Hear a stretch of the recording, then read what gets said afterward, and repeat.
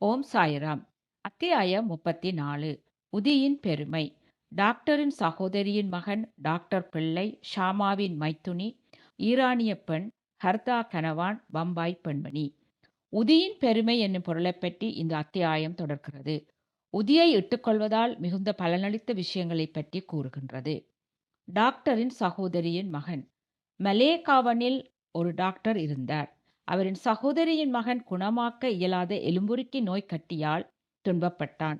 Doctor தாமுவும் அவரின் சகோதரர்களும் மற்றும் மருத்துவ நிபுணர்களும் எல்லாவிதமான சிகிச்சைகளையும் அறுவை சிகிச்சையும் கூட முயன்று பார்த்தனர். குணம் என்பதே இல்லை. அச்சிறுவனின் துன்பத்திற்கும் ஒரு முடிவில்லை. நண்பர்களும் உறவினர்களும் அந்த சிறுவனின் பெற்றோர்களிடம் தெய்வீக உதவியை கோரும்படியும் குணமாக்க இயலாத வியாதிகளையெல்லாம் தமது வெறும் கடைக்கண் பார்வையினால் மட்டுமே குணமாக்கிவிடும் சாயி பாபாவிடம் முயற்சிக்கும்படியும் அறிவுறுத்தினர். எனவே பெற்றோர்கள் ஷீரடிக்கு வந்தனர். பாபாவின் முன்னர் வைத்து பணிவுடனும் மரியாதையுடனும் வேண்டினர்.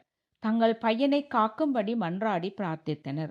கருணையுள்ள பாபா அவர்களுக்கு ஆறுதல் அளித்து, இம்மசூதியை அடைக்கலம் புகுவோர் இந்த பிறப்பிலும் காலத்தின் முடிவு வரையிலும் எதை குறித்தும் கஷ்டமே படமாட்டார்கள்.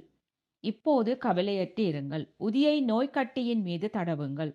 1 வாரத்திற்குள் அவன் குணமடைவான். கடவுளை நம்பு. இது மசூதி அல்ல, துவாரகா மாயி. இவ்விடத்தில் காலடி வைப்பவன் துரிதமாக உடல் நலத்தையும் மகிழ்ச்சியையும் பெறுவான். அவனுடைய தொல்லைகள் எல்லாம் ஒரு முடிவுக்கு வந்துவிடும் என்றார். பையன் பாபாவின் முன்னர் உட்கார் வைக்கப்பட்டான். நலிவுற்ற பகுதியின் மீது பாபா தமது கையை வைத்து தடவி அவன் மீது தமது அன்பு பார்வையை செலுத்தினார். பையன் மகிழ்ச்சி அடைந்தான். உதியை தடவிய பின்னர் அவன் குணமடையத் தொடங்கினான். சில நாட்களுக்கு பின்னர் பூரண ஆரோக்கியமானான். பின்னர் பாபா உதியினாலும் அருட்பார்வையினாலும் குணப்படுத்தியதுக்கு பாபாவிற்கு நன்றி செலுத்திவிட்டு பெற்றோர் ஷீரடியை விட்டு புறப்பட்டனர். இதை அறிந்த அப்பையனின் மாமாவாகிய டாக்டர் ஆச்சரியம் அடைந்தார். தாம் ஏதோ விஷயமாக பம்பாய்க்கு போகும் வழியில் ஷீரடிக்கு போக விரும்பினார். ஆனால் மலேகாவனிலும் மென்மாடிலும் அவருக்கு சிலர் பாபாவுக்கு எதிராக பேசி அவரது செவிகளில் விஷத்தை பாய்ச்சினர். எனவே ஷீரடிக்கு தாம் விஜயம் செய்ய இருந்த எண்ணத்தை விட்டுவிட்டு பம்பாய்க்கு நேரடியாக சென்று விட்டார். தமது விடுமுறையின் மீதமுள்ள நாட்களை அவர் அலிபாவில் கழிக்க விரும்பினார்.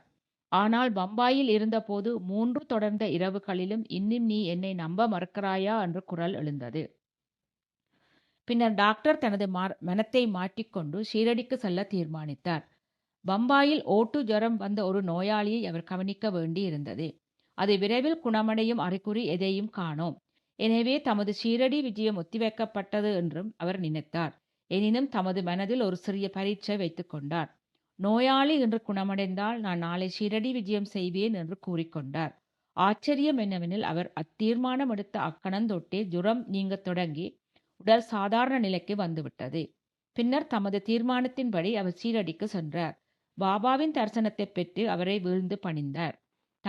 அவர் தமக்கு அடியவராகும் வண்ணம் பாபா அவருக்கு அத்தகைய அனுபவங்களை அளித்தார். அவர் அங்கு 4 நாட்கள் தங்கியிருந்தார். பாபாவின் உதி ஆசீர்வாதங்களுடன் வீட்டுக்கு திரும்பினார்.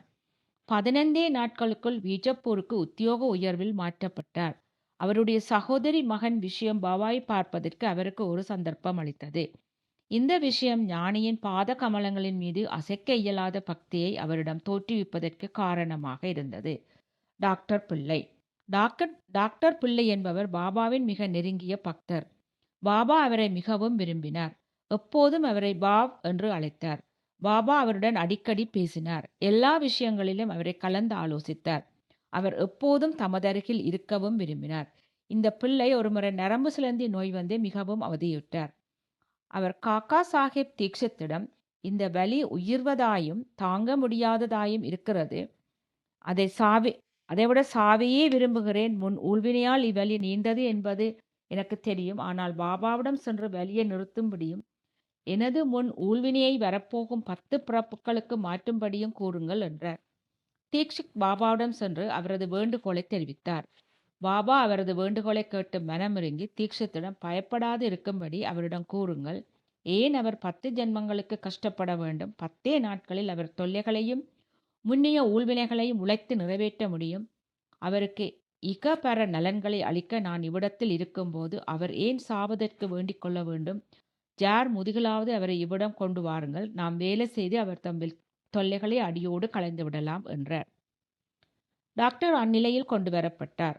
பாபாவின் வலப்புறத்தில் பக்கீர் பாபா எப்போதும் அவரிடத்தில் அமர செய்விக்கப்பட்டார்.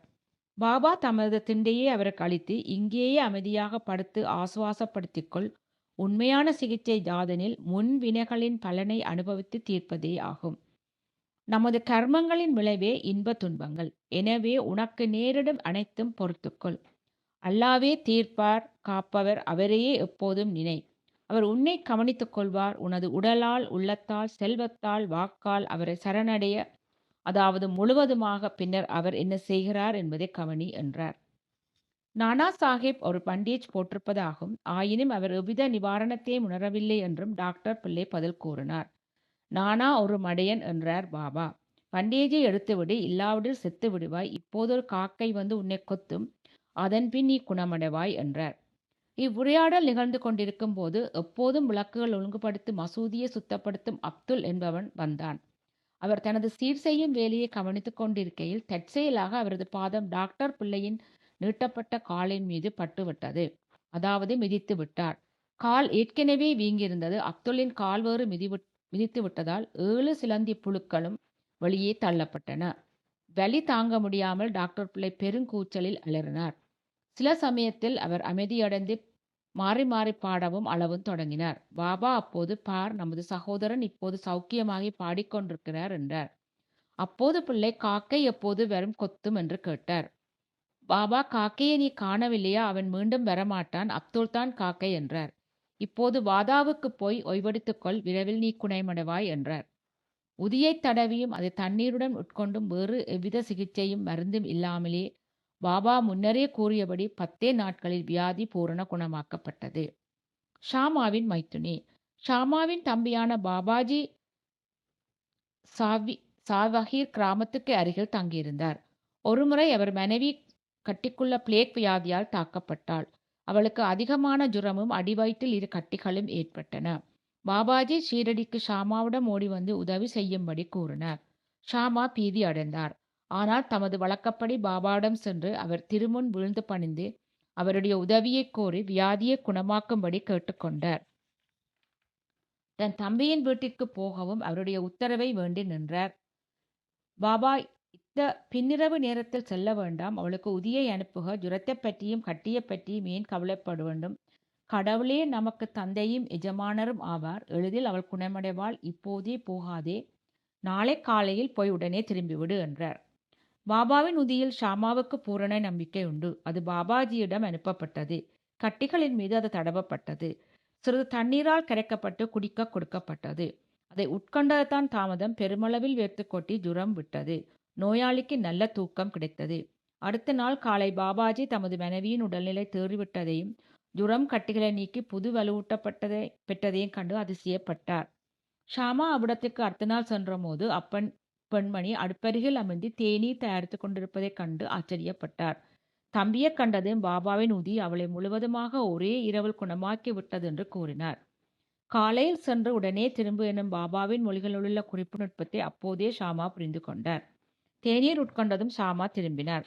பாபாயை வணங்கிய பின், தேவா, தங்களது திருவிடையாளர் தான் என்ன? தாங்கள் முதலில் புயலை எழுப்பி எங்களை நிலவிலேயே செய்கிறீர்கள், பின்னர் அதை அமைதிப்படுத்தி ஆசுவாசப்படுத்துகிறீர்கள் என்றார்.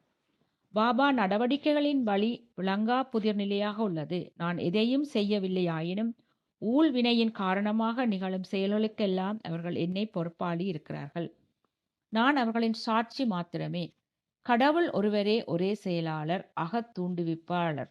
மேலும் அவர் மிகவும் கருணையுள்ளவர். நான் கடவுளோ பரமாத்மாவோ அல்ல. அவரின் பணிவுள்ள ஒரு வேலைக்காரனும் அவரை அடிக்கடி நினைவில் இருத்திக் கொள்ளுவனும் மட்டுமே. எவன் ஒருவன் தனது அகங்காரத்தை ஒதுக்கித் தள்ளி அவருக்கு நன்றி செலுத்தி அவரை முழுமையாக நம்புகிறானோ அவனது பந்தங்கள் அறுபட்டு போகின்றன. அவன் முக்தி அடைகிறான் என்றார். ஈரானியரின் பெண். ஒரு ஈரானிய கணவனுடைய அனுபவத்தை இப்போது படியுங்கள். அவரது சிறு மகளுக்கு ஒவ்வொரு மணிக்கும் வலிப்பு வந்தது. அப்போது அவள் பேசும் சக்தியை இழந்தாள். அங்கங்கள் குறுகி உணர்வின்றி கீழே சாய்ந்தாள். எந்த சிகிச்சையும் அவளுக்கு எவ்வித குணத்தையும் அளிக்கவில்லை. பாபாவின் உதியை சில நண்பர்கள் அவளது தந்தைக்கு சிபாரிசு செய்து அதை பம்பாயில் விலேபார்லில் உள்ள காக்கா சாஹிப் தீசித்திடம் இருந்து பெறும்படியும் கூறினார்கள். பின்னர் ஈரானிய கணவான் உதியை பெற்று தினந்தோறும் அதை நீரில் கலந்து தன் மகளுக்கு கொடுத்தார். ஆரம்பத்தில் மணிக்கு ஒரு முறை வந்து கொண்டிருந்த வலிப்பு 7 மணிக்கு ஒரு முறை வரத் தொடங்கியது. அதற்கு சில தினங்களுக்கு பின் அவள் முழுமையும் குணமடைந்தாள். ஹர்தா கணவான். ஹர்தாவைச் சேர்ந்த முதியவர் ஒருவர் தமது மூத்திரப்பையிலுள்ள கல் ஒன்றில் கஷ்டப்பட்டார். அத்தகைய கற்களெல்லாம் பொதுவாக ரண சிகிச்சை மூலமாகவே நீக்கப்படுகின்றன. மக்கள் அவரையும் ஒரு அறுவை சிகிச்சை செய்து கொள்ளும்படி கூறினர். அவர் முதுமையும் தளர்ச்சியும் உடையவராக இருந்தார். அவருக்கு மனோதிடமும் தேவையாயிருந்தது. அறுவை சிகிச்சைக்கு தன்னை உட்படுத்திக் கொள்வதை அவரால் நினைக்க முடியவில்லை. அவரது கஷ்டம் மற்றொரு வகையில் தீர இருந்தது. அந்த நகரத்தின் இனாம்தார் அந்நேரத்தில் அவ்விடத்துக்கு வரும்படியாக நிகழ்ந்தது. அவர் பாபாவின் அடியவர்களில் ஒருவர். எப்போதும் தம்மிடம் உதி கையிருப்பை வைத்திருந்தார். சிலரின் சிபாசின் பேரில் அம்முதியவரின் மகன் உதியை சிறிது அவரிடமிருந்து பெற்று தண்ணீரில் அதை கலக்கி தனது கிள தந்தைக்கு உட்கொள்ள கொடுத்தான். அந்த நிமிடத்தில் உதி உடம்பில் சார்ந்து கல் கரைந்து சிறுநீர் வழியாக வெளிவந்து விட்டது. முதியவரும் விரைவில் குணம் அடைந்தார். பம்பாய் பெண்மணி.